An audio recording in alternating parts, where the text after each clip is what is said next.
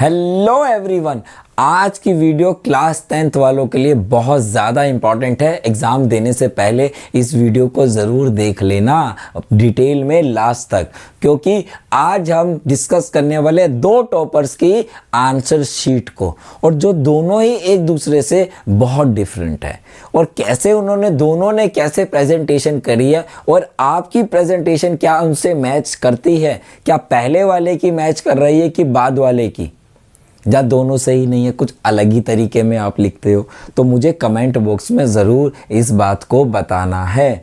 और कोई भी डाउट रहे तो कमेंट में मुझसे ज़रूर पूछ लेना, लेकिन कमेंट में ये ज़रूर बताना कि आप जो प्री बोर्ड कर रहे हो, दे के आए थे, सैम्पल पेपर कर रहे हो, तो किसके अकॉर्डिंग आप मैच करता है आपका मेथड पेपर लिखने का, मैथ्स का। पहला बच्चा है 2023 पिछले साल का, सेक्शन ए से स्टार्ट कर रहा है, लेकिन सर क्या हमें सॉल्व करने पड़ते, ये बहुत क्वेश्चन आता है। देख लो, इसने कोई सोल्यूशन नहीं किया, कोई सोल्यूशन नहीं है। एक इसने अच्छी बात करी है, क्या करी है कि अगर वो डी लिख रहा है, ए लिख रहा है, डी लिख रहा है, आंसर डी पे 10 है लिख रहा है, ए पे आंसर जो इक्वेशन है वो भी लिख रहा है, ए पे -17/7 है वो भी लिख रहा है, वो ऑप्शन के साथ साथ उस पे जो नंबर जो पूछा गया था, जो फाइंड करना था, वो लिखा है। तो सर इसने सॉल्व कहाँ किया? इसने रफ में सॉल्व किया, और रफ भी इसने यहाँ नहीं किया, शायद इसने शायद पीछे किया है। तो रफ वर्क, मेरा मानना ये है कि रफ वर्क आपको साइड में ही करना चाहिए। और आगे देखते हैं भाई इसकी खास बात और क्या क्या है, हमें और क्या क्या सीख मिल सकती है जिससे हम 80 आउट ऑफ 80 मार्क्स ला सकते हैं। सेक्शन जैसे ही ख़त्म हुआ इसका, इसने लाइन ड्रॉ करी, फिर सेक्शन बी को स्टार्ट किया, और असेशन रीजनिंग में सी था, उसने पूरा सी मेंशन किया, A is true but R is false, जबकि उसका काम ए सी सी लिखने से हो रहा था, लेकिन उसने लिखा। आप नहीं लिखोगे चलेगा, लेकिन लिखने से टीचर को अच्छा इफेक्ट रहता है कि हाँ भैया बच्चा बहुत बढ़िया पेपर कर रहा है, बहुत बढ़िया तरीके से पेपर कर रहा है। यहाँ पे अगर आप देखो, इसने फिगर बनाई, सर्कल हाथ से ही बनाया है, लाइंस उसने स्केल से ड्रॉ करी है, ठीक है, टाइम बचाने के लिए, लेकिन अच्छा लग रहा है। गिचड़ पिचड़ वाला नहीं बनाना, कटिंग नहीं कर रखी। उसने सेक्शन ए किया, फिर सेक्शन बी किया, सी किया, डी किया, बिल्कुल सीक्वेंस में सॉल्व किए, बिल्कुल सीक्वेंस में। हमें भी सर ऐसे ही करना है। अभी बताता हूँ कि और क्या क्या कर सकते हो। आप देखो, नीट एंड क्लीन काम है, यहाँ देख लो, सब चीज़ें मेंशन कर रखी है उसने यहाँ आराम से।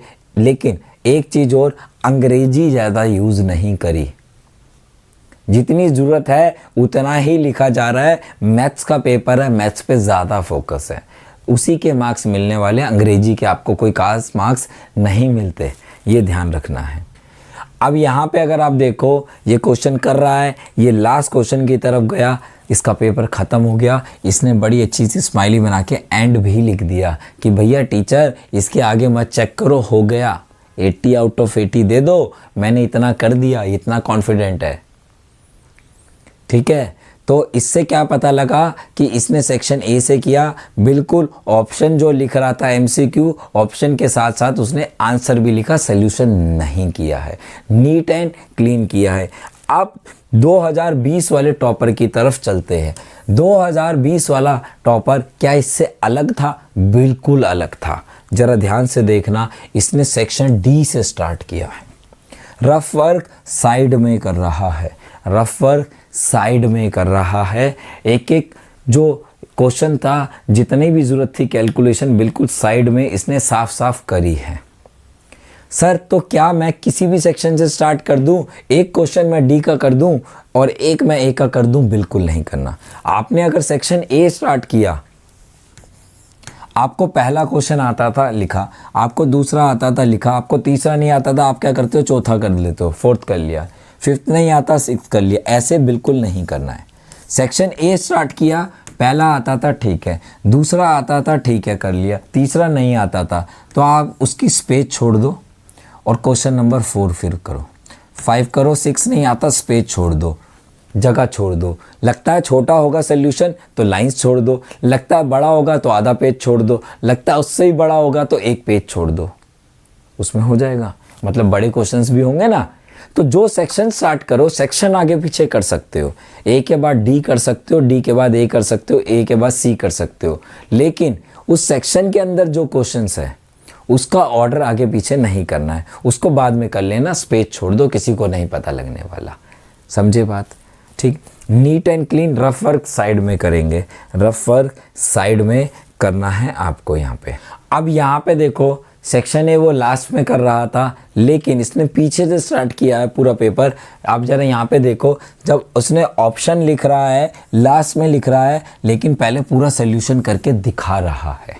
पूरा उसने बिल्कुल सोल्यूशन नहीं किया था, सिर्फ ऑप्शन लिखा था। इसने पूरा सॉल्व किया है और आंसर लिख रहा है। तो दोनों तरीके से आप कर सकते हो। दोनों की खास बात यह है कि नीट एंड क्लीन। टीचर को बिल्कुल, आप क्या करते हो, कुछ गलत हो गया ऐसे काटते हो, ऐसे नहीं काटो यार। कुछ गलत हो गया उसको बड़े प्यार से ऐसे काट दो, आराम से, देखने में वो अच्छी लगे कि हाँ यार इसने काटा है कुछ। ये नहीं देखना, एक लाइन छोड़ के नीचे से स्टार्ट कर लो, तुम उसके साथ में से ही स्टार्ट कर देते हो, ऐसे वैसे काटते हो, ऐसे वैसे, कितना अजीब लगता है, गंदा लगता है देखने में। तो ऐसी रफ जो कटिंग भी हो वो भी बड़ी कायदे से हो, रफ वर्क साइड में हो। ऑप्शंस लिखोगे, किसी से पूछ के भी लिख रहे हो, इसका मतलब लिख सकते हो। दिमाग में क्वेश्चन था कि सर मैं पूछ के लिखूं तो चलेगा, हाँ लिख सकते हो, ठीक है, उसके मार्क्स मिल जाएंगे। तो आपको अंदाज़ा लग गया होगा कि सेक्शन कभी भी स्टार्ट करो लेकिन सीक्वेंस में रहने चाहिए। नीट एंड क्लीन आपको करना है। आप 80 आउट ऑफ 80 मार्क्स आप भी ला सकते हैं। आपका 70 का टारगेट है, आपका 60 का टारगेट है, लेकिन काम आपको साफ सुथरा ही करोगे तो ही मार्क्स मिलेंगे, नहीं तो नहीं मार्क्स मिलेंगे। ठीक है। अभी भी कोई भी मन में डाउट हो तो कमेंट बॉक्स में मेरे से कमेंट करके आप पूछ सकते हैं।